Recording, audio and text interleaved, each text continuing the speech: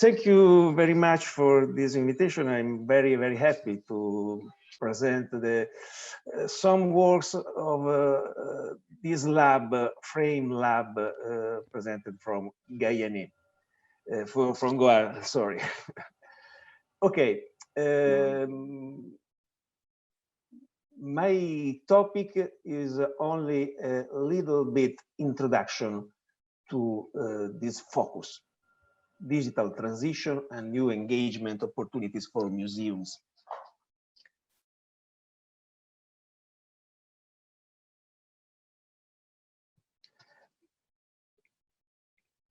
For the translation, I can wait for the translation, or I can go ahead during my presentation. I didn't understand. Go ahead, Alessandro. Go ahead. Okay. Okay, digital transition and new engagement opportunities for museum. We are, and all the people know,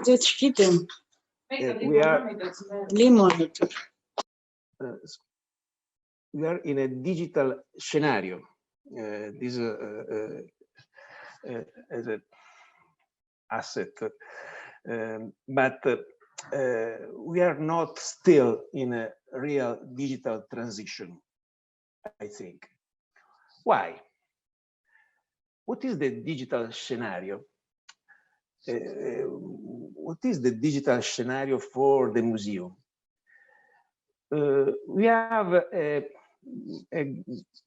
great availability of resources, open data, web, internet things. We have a large fruition availability, a public growth with device, mobile, and fixed. And also we have an increase of museum storytelling through methods of digital storytelling. But we are not in a real digital translation. And this is the question, this is my question.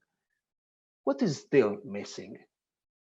What we are waiting for? Other pandemics, I hope no other disasters. We need programming, and programming can go through good in asset political top-down, and in public and private bottom-down. For a point of view political, we need infrastructures, we need more culture and more digital education. But for a point of view of all the operators of museum, of industry, cultural and creatives, research laboratories, we need projects of storytelling. We need labs collaboration. We need collaboration with research center and museum. And this is the aim, the principal aim of the Frame Lab, involved in various projects of digital storytelling.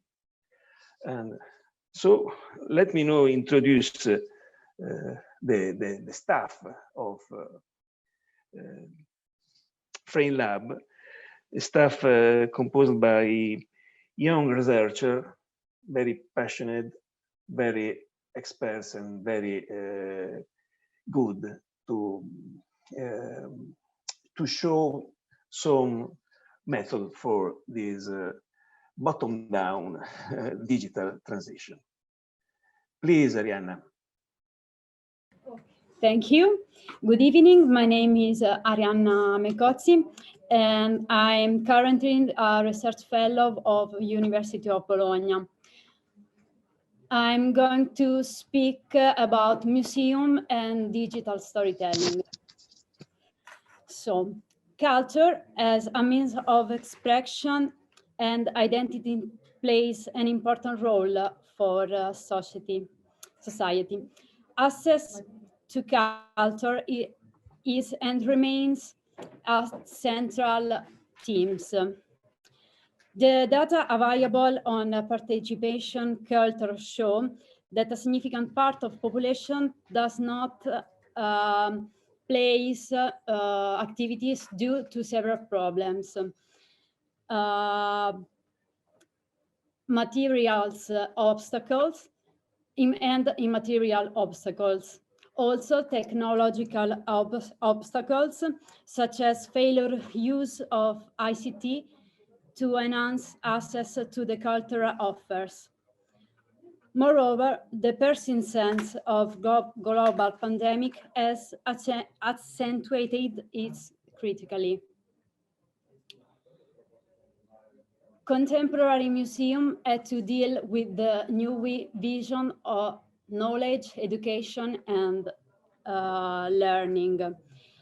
It is therefore important to remember the role of museums as an educator. Until 2004, the 70% of educational activities in Italian museum were guided tours, often based on the simple transmission of content. As ICOM recalls, the museum is a non-profit permanent institution in the service of society, and its development open to the public, which acquires, conserves, researches, communicates, and exhibits the tangible and intangible heritage of humanity and its environment for the purpose of education, study, and enjoyment.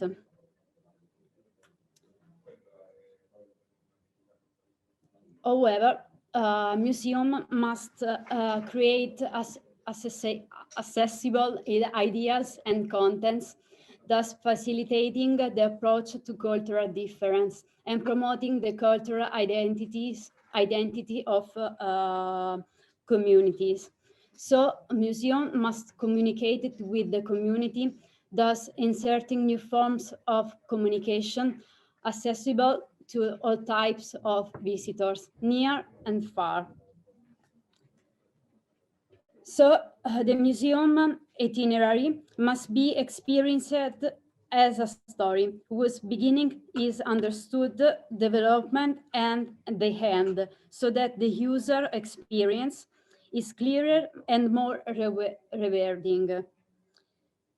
In fact, more and more museums have perceived the need to tell about themselves to allow the visitor to live a more immersive, engaging, and above all usable experience. The answer to this problem is storytelling. Storytelling is a narrative technique consisting in telling stories capable of arousing emotion. The idea of combining storytelling and museum stems from the concept of museum narratives. So, storytelling museum is a set of stories. For museums, do storytelling, it means drawing people to a dimension that does not belong to them, creating a story inclusive where everyone can draw up personal lessons. According to Giuliano Gaia, in his review of conference narrating museums, the story can be true or artistic interpretation, invented or proposed by the visitor themselves, can be told with theatrical animation, settings, written communication, multimedia tools. The first museum to use the storytelling technique was the Metropolitan Museum of Arts of New York in 1917, thanks to educator Anna Curtis Chandler, who expanded the program didactic of the museum through the writing of stories and tales on slides, finding inspiration for museum collection. The Curtis took this program to the Cleveland Museum of Arts in Boston, and the Worcester Art Museum, where she also carried out activities didactics for children, during which tableau presentation of the works were created, original preserved in museum. This type of laboratory methodology causes the public to become the creator of culture. Storytelling has become, over the year, an important tool for the involvement of visitors, and especially for all those museums in which the object of collection are likely to remain dumb, if not adequately valued. With internet, the need to transformation narration in its digital version became evident. Digital storytelling has responded to this need by generating a type of storytelling that makes use of digital tools to create story represented by videos, photos, animated text, audio, or maps. The integration of these tools into the narrative is based on a simple principle, that which word amplifies its meaning when combined with imaging, generating more fluid association and immediate. Digital storytelling was born in United States in 1780s, thanks to Joe Lambert and Anna Ashley, who worked on a digital storytelling project that allowed to the art of becoming more inclusive and accessible. The terms digital storytelling appeared for the first time in a theatrical performance multimedia, was coined by Ashley. In 1994, the two founded, Joe Lambert and Anna Ashley founded the Center for Digital Storytelling, which would later become a reference point for anyone who devoted himself to this technique of storytelling. Lambert stated that I understand that the mix of digital photography and non-linear editing is an incredible place of experimentation for people, that they can make transformation of this familiar object, photos, movies, artifacts, in a way that animates their relationships with the object themselves. Precisely because this sort of created game is based on story that people want to tell, it can become a transcendent experience. It could therefore be said that the goal of digital storytelling is to convey an emotion and create its story. For the museum today, it becomes a tool and a new form of communication, thanks to which it is possible to enhance the information capital of the exhibit, reinforce the identity of the museum, transmit knowledge over time, and preserve its existence, predicated on an approach on cultural heritage that sees them no longer as static and silent elements, but as a source of interest for involved the public, becoming attractive even for those users who normally would not have benefited for the products and services that museums provide. Thank you.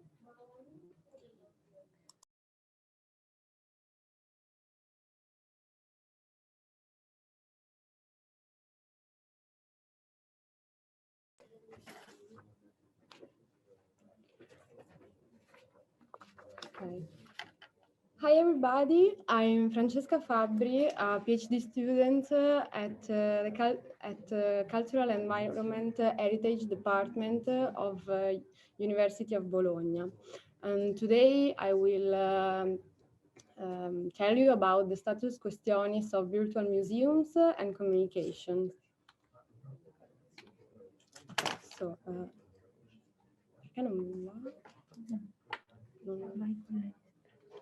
okay. The museum institution has ancient roots and has undergone many evolutions in direct dependence with the change of visitors and society.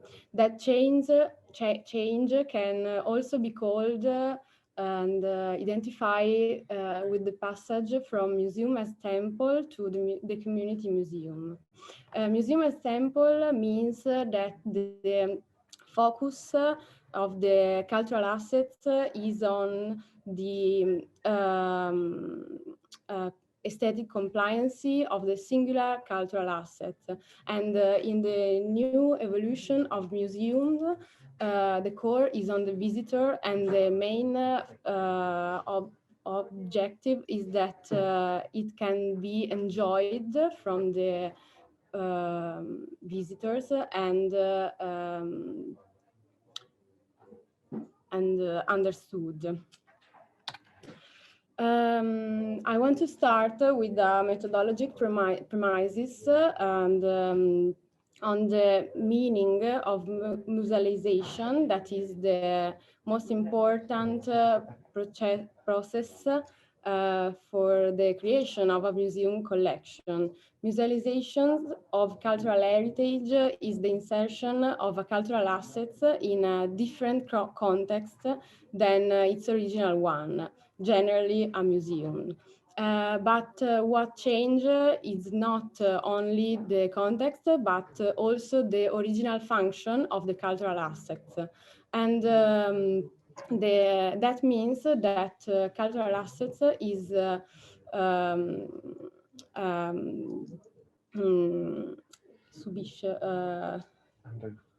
undergoes in a double semantic change, the decontextualization from the original environment and then the insertion in a new context. So the communicative act has to match the values of the processes. Generally, oh, sorry. No, it's okay. Just someone unmuted. That's okay. Okay, thank you. I'm sorry if I'm going faster. I will talk slowly. And the Communication Act has sought to dispatch both of these processes. Generally, this type of communication is gave to the analogic communication like targets or panels, but they are not always effective solution to transmit these values. So that's the context in which ECT, informational and communication technology, are useful auxiliary. ECTs helps to create a common language between the cultural assets and the visitors, and also the high rate of interactivity to which new digital technologies give rise allow the visitor to customize the path and make their own. So how to design digital tools for communication of cultural heritage?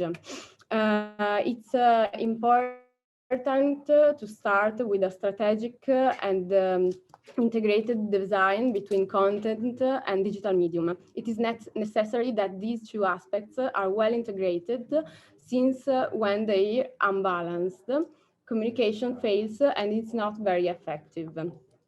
Also, the most important principles in designing digital tool is that it needs to take into account that the digital apparatus is useful when it is an aid for exposed good to communicate the values and contents that which its mere materiality it would not be able to communicate. So from the meeting between ECT and cultural heritage, born virtual museums. That is a word that we usually meet in our quotidianity. And today I present you two of the first definition of what virtual museums are. The first is came from 1998 from Anders and Schweinbitz.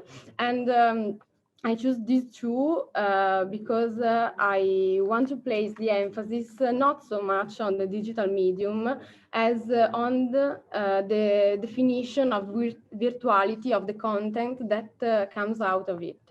Schweinbitz defines virtual museums as, yes, digital, but most of all objects that have the ability to create connections between them, transcending traditional methods of communication and interaction, which do not have a real place or space. Then I insert the quote from Iannucci, who say that the virtual museums is the Iannucci define virtual museums as all-around communicative projection of the real museum, again defining a differentiation from the traditional institution. With these two quotes, I want to emphasize the semantic contents and the links that exist in a collection, regardless of the medium in which they occur. The first virtual museums of history is Imaginary Museum of Mondial Sculpture made by André Malraux in 1953. It is with this project, Malraux demonstrates that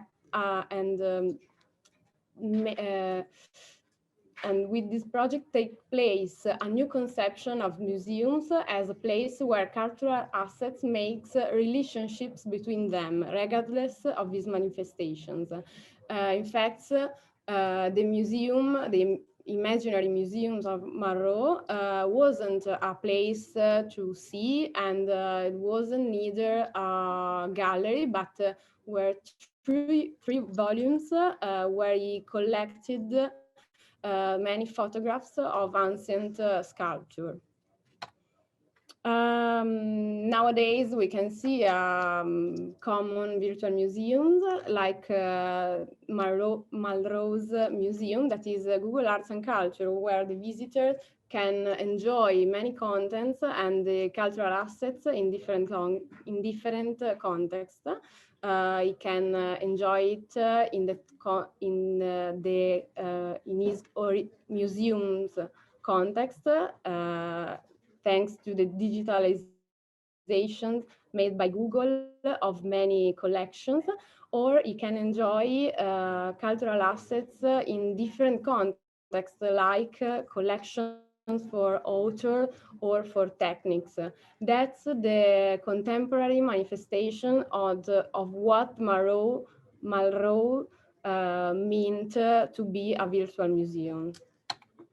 I'm going to finish. There are some open questions about virtual museums, particularly the dialogic relationship with the institution. There are three main scenarios, and first is a virtual museum without a counterpart in reality, like Google Arts and Project. The second scenario is a virtual museum linked to traditional museum. And the third is on-site equipment inserted in inserted on site inside the museum. And a constant in the creation of virtual museum is the visitor engagement. So the insertion must create a participative communication model in which the user can participate actively to the construction of the meanings. An important project, European project that tried to respond to the many asks of virtual museums is the VMAST network project. They created a shared taxonomic glossary usable for all virtual museums, regardless of their manifestation. This glossary is made from different categories that are contents, interaction technology, duration, communication, level of immersion, type of distribution, scope, and sustainability. I'm going to finish, and there are two types of application for ECT in the museums, for museums. There are applications on site that must be projected not to substitute the cultural assets, the original cultural assets. Also, the applications must be designed to amplify the visit experience, and the applications may be integrated with different technology systems. The application online have to be a semantic extension of the museum or the collection of reference. So in that way, internet may become an auxiliary tool to narrate what museum can do. In the image, I insert the website of Anna Frank museum, and on site on internet, the visitor can enjoy different contents beside what he can enjoy on site. So I thank you all, and passo la parola a Marco Cornaglia. Ես ուզում եմ ասել, եթե կան հարցեր, խնդրում եմ մասնակիցները ուղղեն հարցերը կամ գրեն չաթում, որպեսզի ես կարդամ հետո։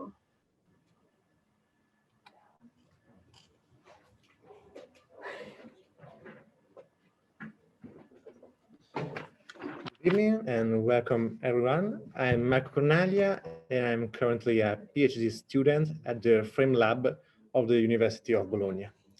My specialization here at the Frame Lab is using the GIS tool. That is the tools we use to digitalize a geographical context and to insert precise historical elements inside of a digital map. Now, during the last years, the Frame Lab has worked on the realization of a digital map based on the activity of Giovanni Francesco Barbieri, the artist better known as Guercino.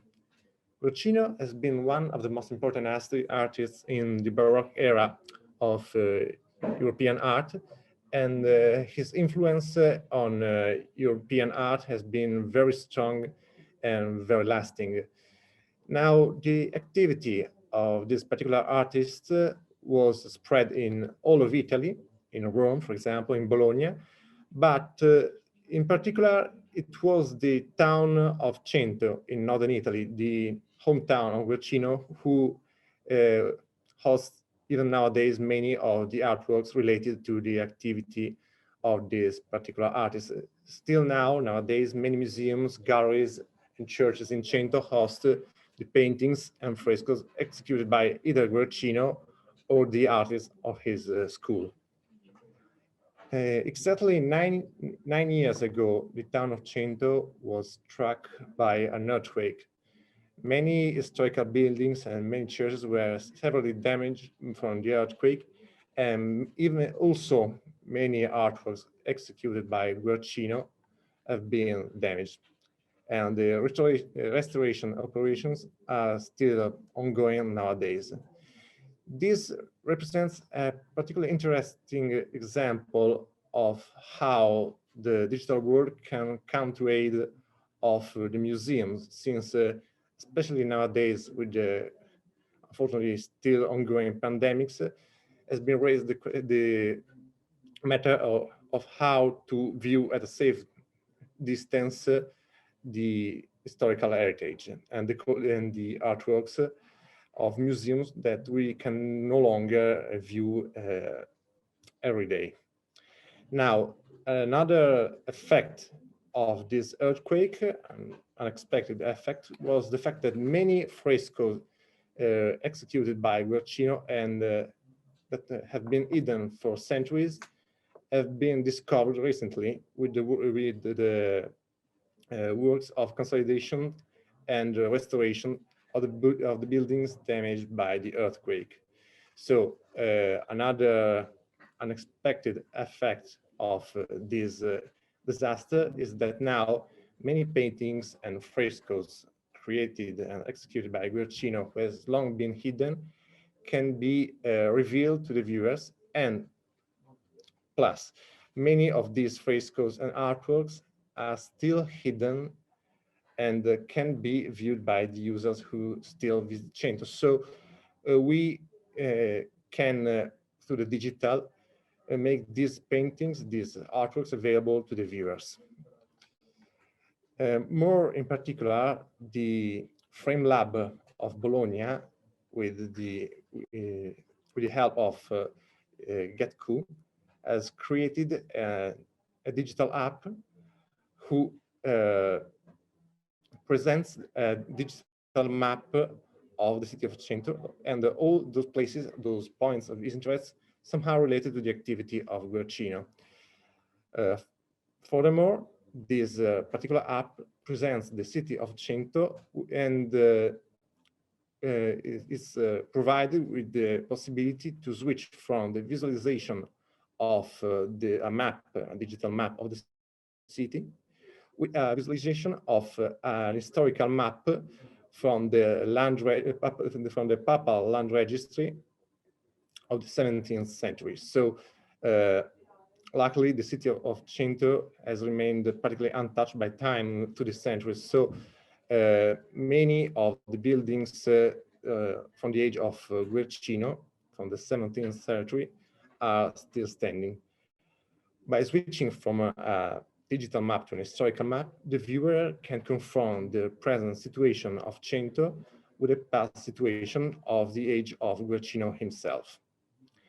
Now, this digital map is also provided with a list of story maps. They are applications who allow to view a narration of all the single points of interest of the city of Cento, all those churches, manors, and galleries somehow related to the activity of Guercino. This town, after all, still hosts the Guercino home and the workshop where he started his activity. There are still many churches hosting the artworks of Guercino, and many noble manors who also other artworks somehow related to the artist and his school. Now, these story maps have been created by the work of many scholars and from an historical search of documents, the interpretation of the single artworks. So it's a work who aims to present to the viewer the broader amount of information, historical, artistic, and cultural information related to Guercino and the cultural heritage of the city of Cento. Now, this is an example of the story maps we have created and set on our digital map. So in this case, you can see one of the churches in Cento. In this case, the Chiesa del Rosario. It is the Rosary Church. This church was decorated by Guercino and his apprentices. And as you can see, it still has many works from the Baroque era. Luckily, they were relatively untouched by the recent earthquake. And in our story map, you can see many insights regarding Guercino's story as related to this particular church. The story of the church, you can see here, for example, on the left, frontal prospect of the church. And there are many other historical data related somehow to the story of this particular building. A story map allows the viewer to appreciate fully through many data the complete history of a particular cultural heritage. And as I already said, this is particularly useful in this case where many buildings and palaces have been damaged from the earthquake.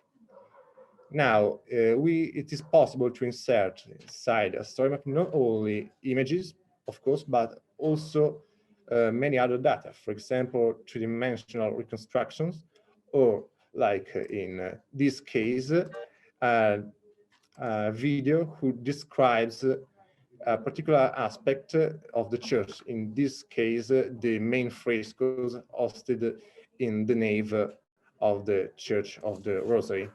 I'm not sure about how many time I steal from my speech, but if I can, I would like to show you, here we are, an example of how we insert I'm sorry? You have time. Really? Oh, thank you. So you can see here an example of the many videos we have inserted inside or in our story map. So briefly, we have first of all individuated all the points of interest related to Guercino, the Baroque period, and the past history of Cento. We have inserted them inside our digital map. We have provided this digital map with an example of an historical 17th century map. And each point of interest, as you can see, was provided with a story map and a descriptive video about this particular point of interest. The idea was to provide the viewers with the broadest possible amount of information of different kinds, both text, images, videos, describing the history of this church. Of course, this is an example of a process that can be repeated with any kind of cultural heritage, any kind of building area or archaeological site. The idea is to provide the users always with the means to study a particular kind of historical heritage, even from a certain distance, even if the original piece of historical heritage was damaged or can be viewed for some reason. So it is another way to translate the museum, or like in this case, many museums, many historical buildings, or an entire town, from the material plane to the digital one. So thank you for your attention. Now I leave space to my colleague. Here we are.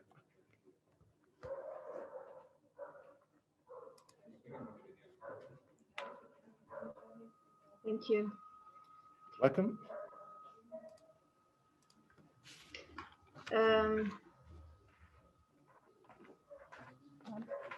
Good evening. My name is Giulia Cardoni, and I am a PhD student. Sorry.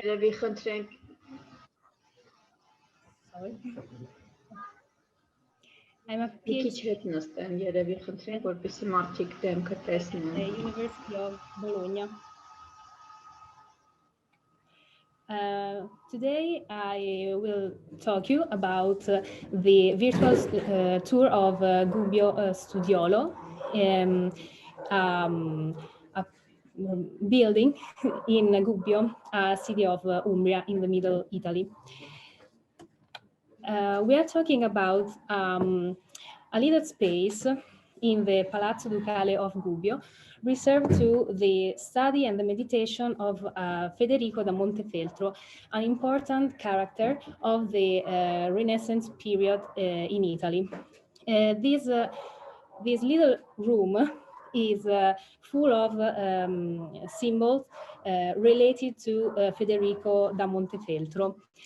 And only few people chosen by the Duke could enter in this room. This room is called Studiolo and is a typical ambience, a typical room of the Italian aristocratic buildings in Renaissance. In Gubbio, in this Palazzo Ducale, there is a studiolo similar to another one owned always by the Duke. And it's similar both for shape and content. And this other studiolo is in Urbino, in the Palazzo Ducale of Urbino. In the Palazzo Ducale of Gubbio, the studiolo was originally formed by painters and inlaid woodwork. The painters lived the studiolo in the early 18th century, and meanwhile the inlaid woodwork was removed at the end of the 19th century, and then in 1939 was sold to the Metropolitan Museum of New York. And in 2009, we have in the Palazzo Ducale of Gubbio, it was settled copy of the studiolo made by the local artisans.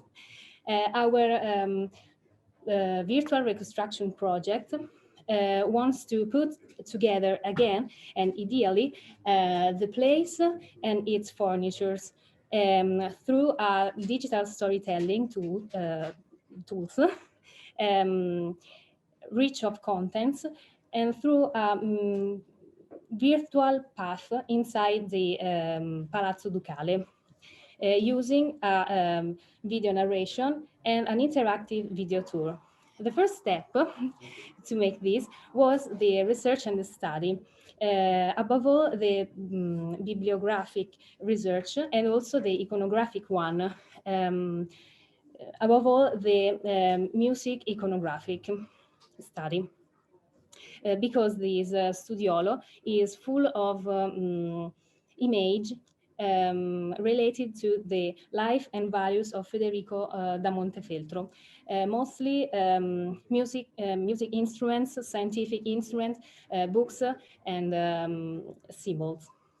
And we made also, in the first phase of the study, lots of meetings and interviews with the local artisans, which work with the inlaid woodwork, to know how the studiolo was made.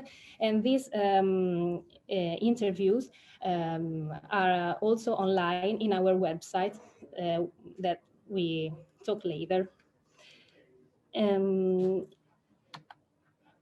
We made an important photographic campaign at the Metropolitan Museum of New York to put together video and photographic material, which will be the basis for our virtual tour. The second step was the work phase. Thanks to the Politecnico of Torino University, we had lots of high-definition laser scanner reliefs. And with this material, it was possible to do a 3D dimensional reconstruction of the old palazzo, the old palace, but above all of the studiolo. We put together the high resolution image with this 3D model thanks to the Blender software. And then we unrolled the model, the 3D model. So we had an equirectangular image. This kind of image is such as parchment unrolled, in which one we could put some hotspot. The hotspot are information points in which we put information about the history, the iconography, the music of the court of Federico da Montefeltro. Also with Blender, we wrap this model, and so we have an ambience, a room, a 3D room that now is questionable, is searchable. And we made this with a software called Color Panotour, but this software made only a model constructed in Flash. We know that now Flash is not more available, so the model was made also in a 3D Vista software. And so we have now a model in HTML5. Okay. Inside the Palazzo Ducale of Gubbio, there were two workstations. One inside the studiolo with the video narration about the history and of this room and all the events about the inlaid woodwork. And in the deductive room of the palace, there is a workstation, a touch screen with the virtual tour where visitors can interact with the room and search the material inside this kind of icons. There are different type of icons because inside there are different kind of materials. We have more than 1 hour of audiovisual material inside this hotspot. And I would like to focus on the reconstruction of the Renaissance musical instrument, because we made a lot of attention of the musicology panorama of Federico da Montefeltro, and it was possible with a sound dome system put above the touch screen that is useful to put the visitor more over the ambience. Is an immersion way to listen the music of the Federico da Montefeltro court. We recorded in the Palazzo Ducale of Gubbio some of the soundtrack that we know that were played in the Federico da Montefeltro court. And it was possible thanks to the ensemble Micrologus, which played with reconstructed musical instrument, this soundtrack. And the instruments were reconstructed based on the inlaid woodworks inside the studiolo. At least we made a website where you can see the backstage, the background of our work, partners, and the history of Palazzo Ducale. Well, and also a preview of our virtual tour. This in particular is the interactive map made in Blender with some hotspot and pop-up with images and history of the entire palace. The main idea of the web was to go deeper into the things that you cannot find in the real tour. And this because the site has a double function. First, you can visit the studiolo and the palace by remote. And second is a useful support of the visit and also an enrichment of information. Also because the site was optimized for mobile and smartphone and tablet tools. Our main aim was to translate our research in a form that is simple, interactive, effective, but that at the same time doesn't put down the original informative potential. So with the material processed in digital form, we have reshaped the studiolo in its digital form. Thank you. Now, thank you.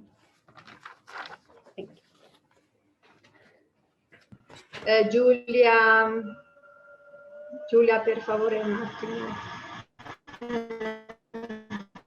We have question. Ինչպես մասնակիցը հասնիկների ջանյանը գրել է, ինչպես կարող են վիրտուալ այցելել ներկայացվող թանգարանը։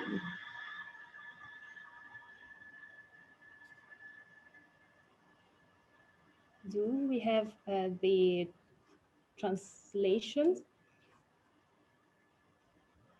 How can I visit the museum that you presented? Okay, here is the link of our website. The preview is this link, just a second, this one. May I open? Yeah. Just a second. Okay. You can find it at patrimonioculturale.unibo.it/gubbio anteprima.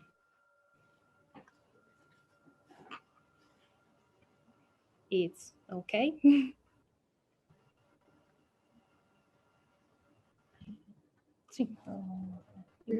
If you can write yeah, sure. in chat. Thank you. And we have another question, I think, for Marco. Yes. Just is here.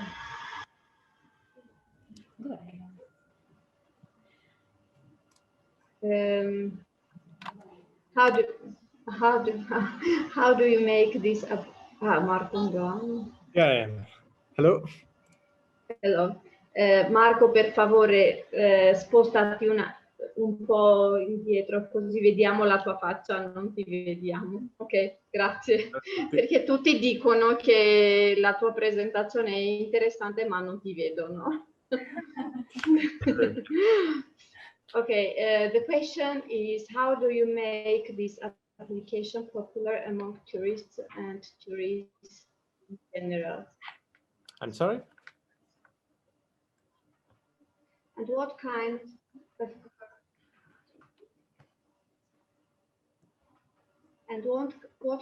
of cooperation do you have with the city hall of Cento? I'm sorry, but Koharjan, may I help you? So how do you make this application popular among tourists in general? The application that you have created, and what kind of cooperation? Can you, Marco, potresti per favore yes, I have understood the question. Okay. So, as for how we made popular this particular application, first of all, we took advantage of the inauguration of this application in Cento. That was, I think, 1 year ago, and we showed this application to the people of Cento, and that was our first approach to personally show what we could do for the town. As for how currently we share this application, we use iOS and Google Store. It is perfectly possible to download this application from Google Store. Plus, the links to the application and the story maps are available on the site of the Frame Lab. Do you collaborate with the municipality of Cento? There was also this question. Yes, we were requested to create this application for the municipality of Cento, and we worked together with art historians, archaeologists, many different scholars in order to create this app and to make it fully available and historically precise, reliable.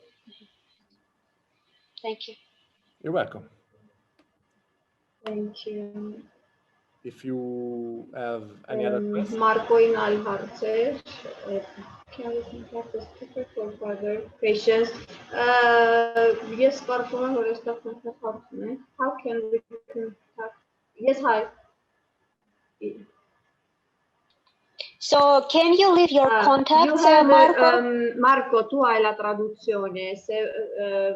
Quando noi parliamo in armeno tu puoi sentire la traduzione. Grazie. Per favore, noi ora...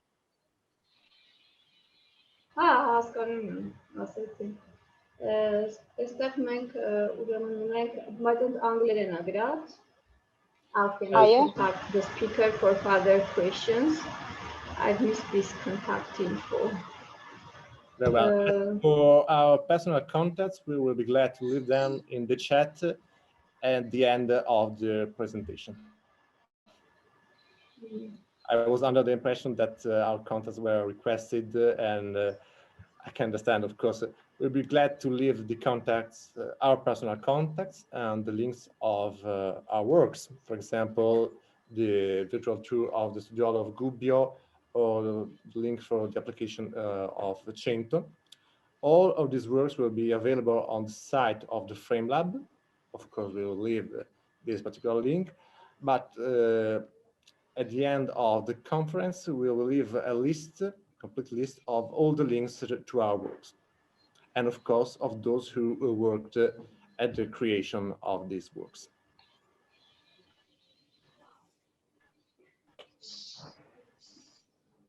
Do you have any further question regarding the application of Cento? Very much. Կա, բայց Ջուլիային հարց կա, Չենտոյի վերաբերյալ այս պահին ոնց որ մենք հարց չունենք, հաջորդ Ջուլիային, magari c'è una domanda per Giulia. Of course, here we are.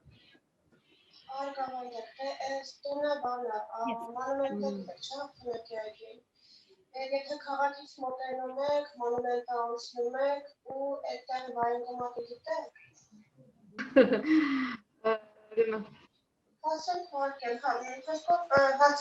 Giulia, tu senti la traduzione in inglese? Sì, ok. Ուրեմն նախ շնորհակալություն Տիկին Պիկիչյանից հարցը կարծում եմ ավելի ընկալելի կլիներ հենց տեղում միանալ հավելվածին եւ պրակտիկ ներկայացնել հնարավորությունները խոսքը այդ երաժշտական ստուդիոլոյի մասին է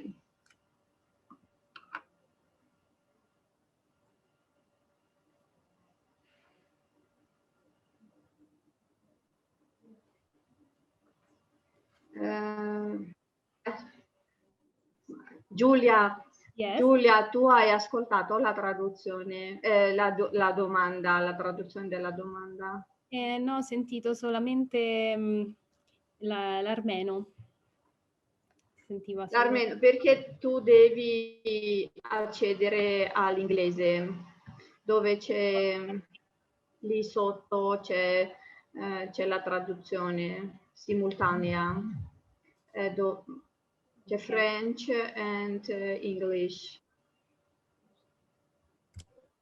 Ok, in inglese, giusto? In inglese. Ok. Yes, sure. Ok, grazie. Georgian, կարող ես թարգմանել։ Yeah, you switch, now I switch in English. Yeah, now I, sorry. Okay, well, what's the first question?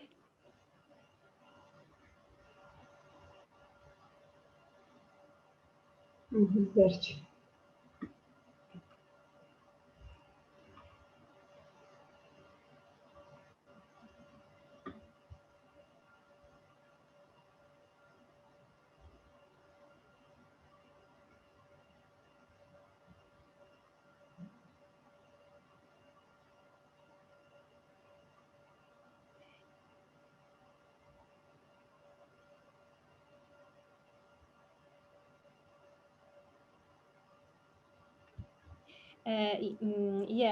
The presentation at the presentation day, the workstation was on. So we made this in the didactic room, right? In the didactic room, and then we showed the our website. And we showed also at the visitors how to use the touchscreen workstation, and also we presented the video narration workstation inside the studiolo. We don't make this during the walking through the palace, but just in the nearby the workstation. Yeah, of course. Manuela told me that, yeah, also the tour guide inside the Palazzo Ducale are knows how to use the workstation. We learned also to the guided tour.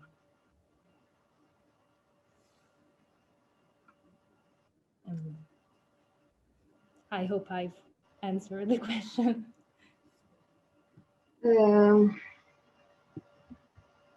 Yeah, thank you very much, Julia. Another question. Ինչ նշանակություն ունեն լյուտնյաները, լարային նվագարանները գլխիվայր ներկայացնելը։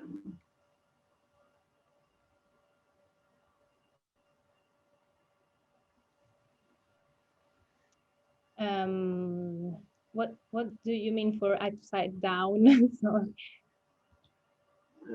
Ինչ եք հասկանում Yeah, yeah, of course, because in the the virtual tour is a 360 degree.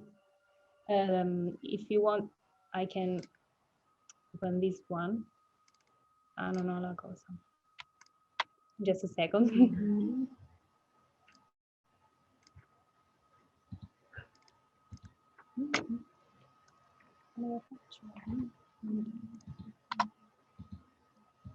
And just a second, I can share the screen. Okay, sorry. Ստացվեցին։ Հա։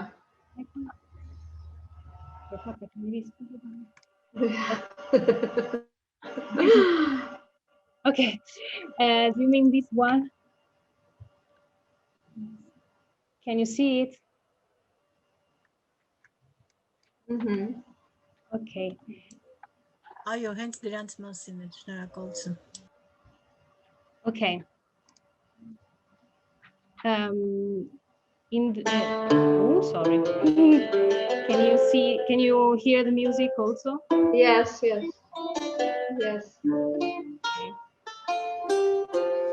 Okay. Oh, sorry. This one, for example, was a reconstruction of the lute. We also, for the icon, we use this lute. We put it upside down and we use it as an icon because this was the main musical instrument of the Federico da Montefeltro court.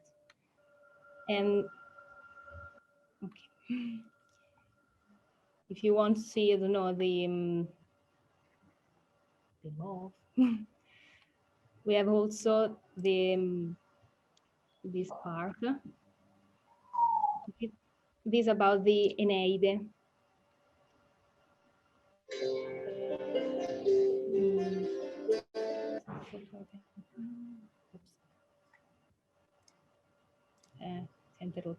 Biblioteca Vaticana. Tra questi, un volume contenente l'Eneide di Virgilio, il testo più diffuso dell'epoca come modello non solo letterario, ma soprattutto delle virtù politiche, morali e militari del principe. Il libro è aperto sull'episodio più significativo del 10° canto, la commovente morte del principe Pallante per mano di Turno, il re dei Rutuli. This one, for example, was about the library of Federico da Montefeltro.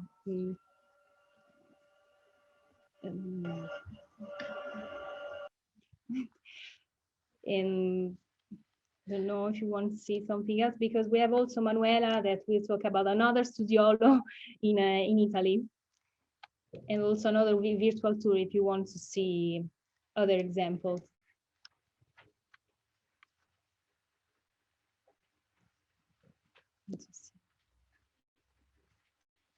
I don't know if I answered the question.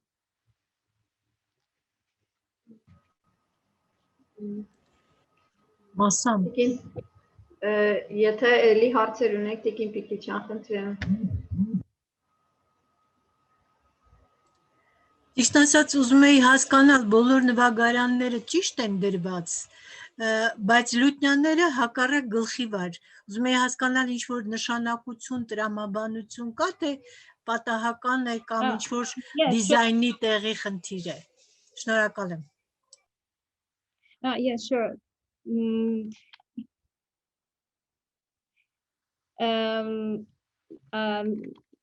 Not for the upside down instrument. It was just because the inhale woodwork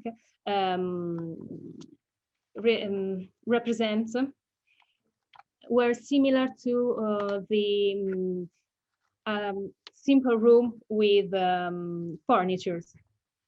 So it was like the Duke wanted to put the instruments inside his furniture. I don't know. So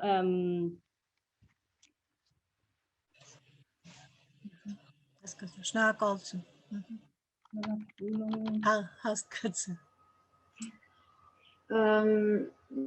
Մեկ ուրիշ հարց Անի Եղիազարյանից, ինչ մասնագիտական խումբ է աշխատել վիրտուալ շրջայցը իրականացնելու համար եւ մոտավորապես որքան է կազմել բյուջեն։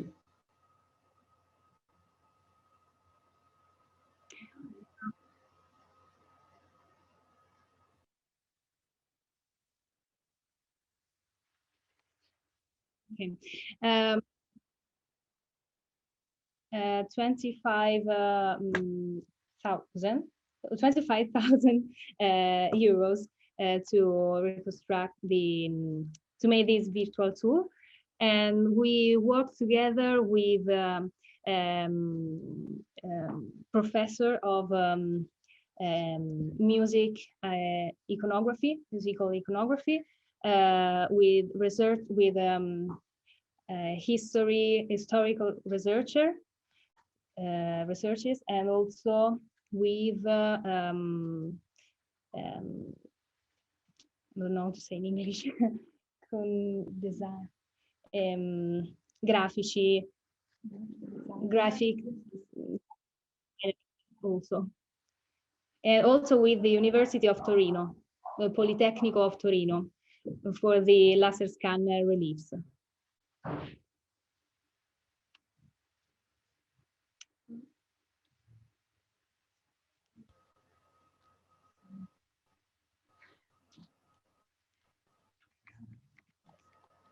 Do you have? Thank you, Julia. Another question. Կներեք իսկ վիրտուալ այցելության համար վճարում են։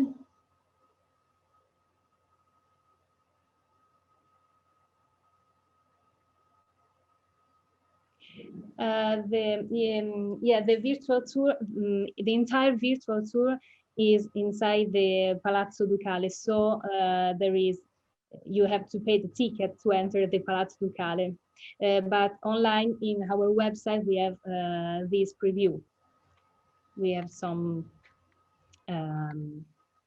hotspot put here.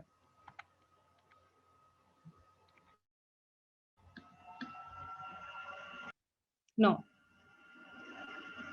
They pay just the museum ticket, but the virtual tour, the workstations are inside the Palazzo Ducale, inside the museum.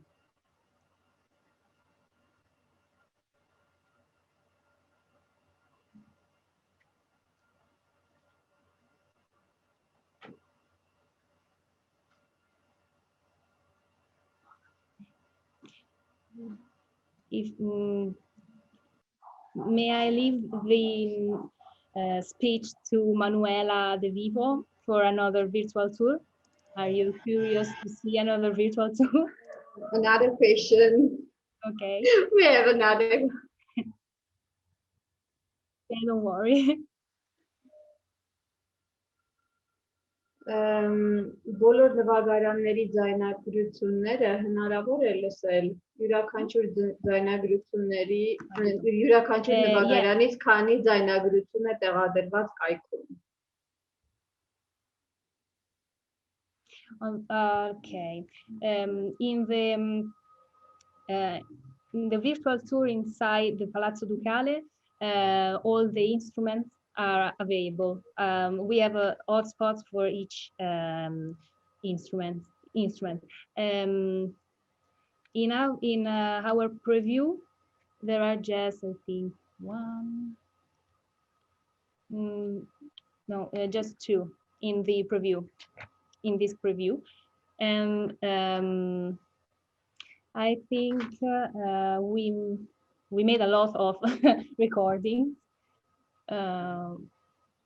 Okay, just one for each instrument in the final work.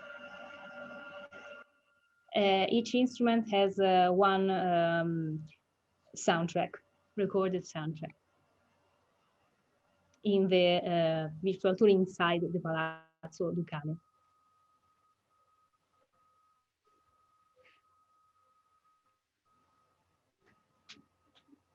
The soundtracks are about Renaissance music of the south of Federico da Montefeltro.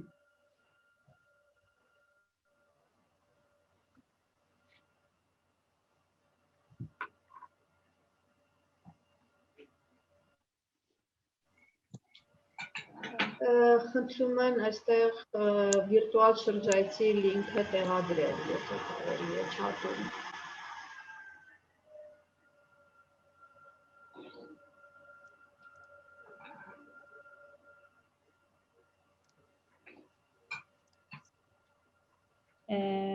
Yes. Oh, sorry. Okay, this is the link for the preview of the virtual tour that is in our website. I don't know if you can see in the chat. I put it in the chat. You're welcome.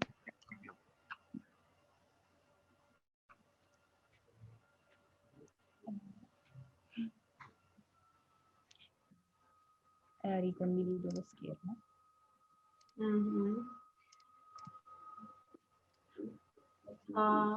Ho presto una pandemic.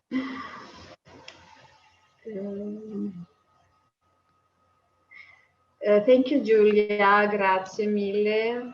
Այստեղ չաթում բոլորը շնորհակալություն են հայտնում հետաքրքիր գաղափարների համար, գնաց։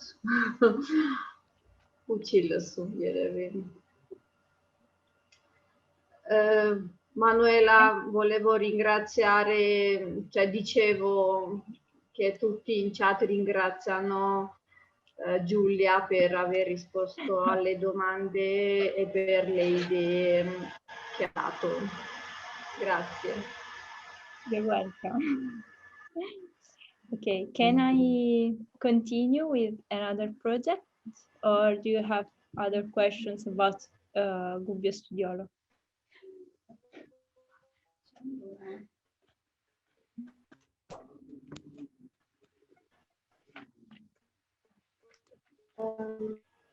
Can I continue? No, you can continue. Yeah, okay. I am Manuela, and I am also a PhD student of University of Bologna, and I work in the frame lab with the other guys. And I'm going to talk to you about Belfiore Studiolo. That is another kind of project of reconstruction of Studiolo that was so different from I'm sorry, I'm going to show you. Okay. It's different from Gubbio Studiolo because we don't have this kind of Studiolo now in Firenze, in Ferrara, sorry. But we have just sources and humanistic testimonies about and this was a project with the Galleria Estensi of Ferrara. That is a museum where there are two of the paintings that were inside the Studiolo of Belfiore. We know just few things about this kind of Studiolo. We know that he was in the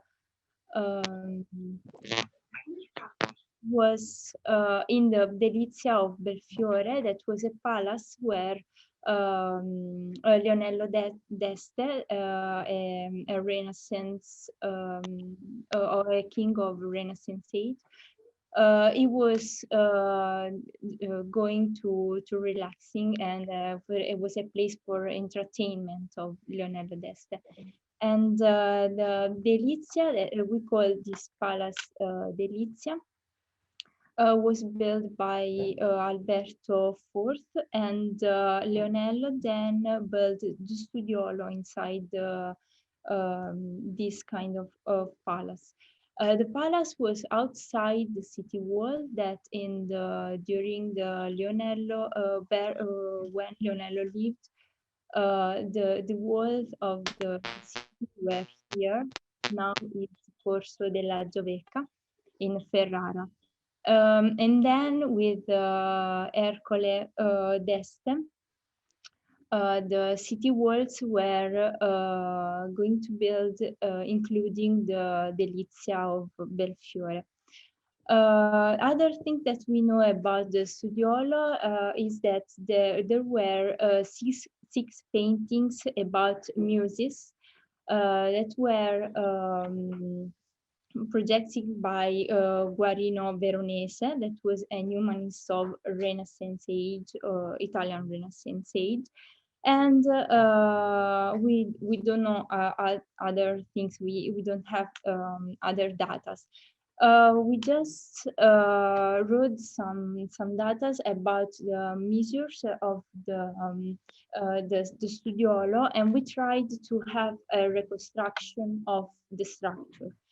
But we saw that was not realistic because the room was really so big and was so different from Gubbio Studiolo. And but we know that all the studiolos of the Renaissance Studiolo in Italy were so similar to Gubbio Studiolo. And for this, the museums decided to don't reconstruct all the room, but to have just one wall where we put all the paintings. With the studiolo was not in good condition during the Ercole d'Este rain. And they lost the windows and all the wood walls that were inside the studiolo. And we don't know anything about this. This is just a proposal of reconstruction. For the paintings, we know that there were 6 paintings because we have a letter from Guarino Veronese to Leonello d'Este. That's where he described these paintings. But now we have in Ferrara just these 2 paintings. All the other one are in other museums in Europe. For example, this one is in Berlin, and this one is in London. We tried to put inside this virtual tour and give to visitors of museums some information about these paintings and their lives. Okay, this is the tour that you can see in the Museum of Ferrara, and you can see also in the on our website, because we built a virtual tour and website too, like for Gubbio Studiolo. The website is full of content about the history of Belfiore Palace and Belfiore Studiolo and other things about the Renaissance age. Inside the website, you can visit the virtual tour. It's only in Italian, but you can see all the content. There are some. Can I show you the virtual tour? I have some time.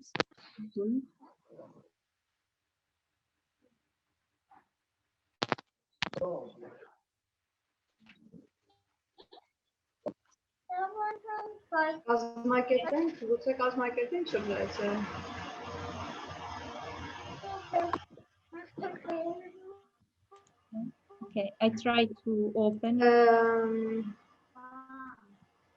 Manuela. Yes.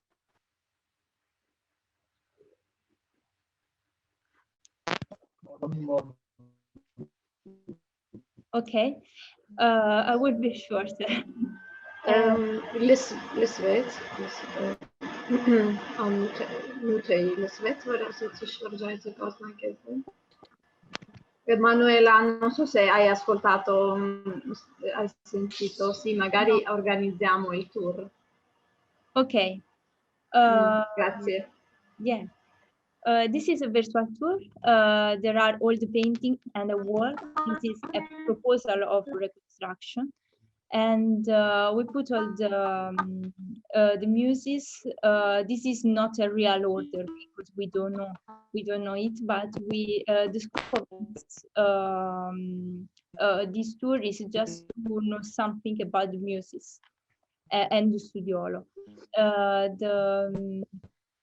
The information about the studiolo are there where you can see something about the palace, something about Studiolo, and something about the building place. Here there are some information that is textual and with some images. And here there is a video about the Studiolo, and here there are other images. But I know we don't have many times, and if I can show you a video, I want to show you a video from the MoESCS, because was a really hard work to have a lot of information about that, and we made a video for each museum. Can I show you a video? We have time. It's about 2 minutes. Yes, yes, we can. Okay. Sure.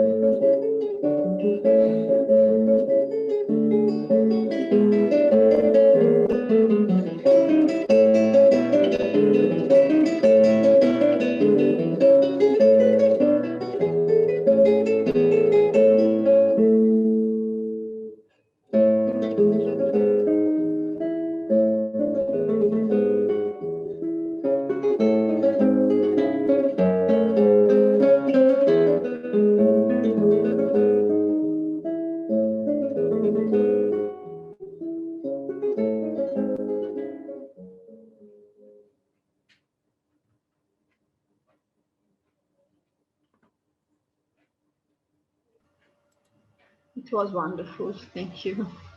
Thank you. And this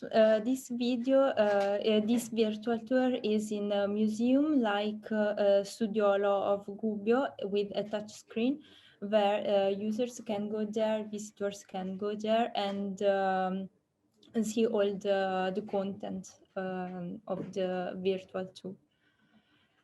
And the last part of the project was a game that we built for the children. We thought that was so important to explain to them the importance of music and the history of music, in particular that they are all around Europe. They are not in Ferrara, all of them. And we tried to build this game where they can touch the music, the painting, and they can put the paint in the right museum. We don't have an app for this because it was at the end of the project, and it was just an experiment that we have with a class of children.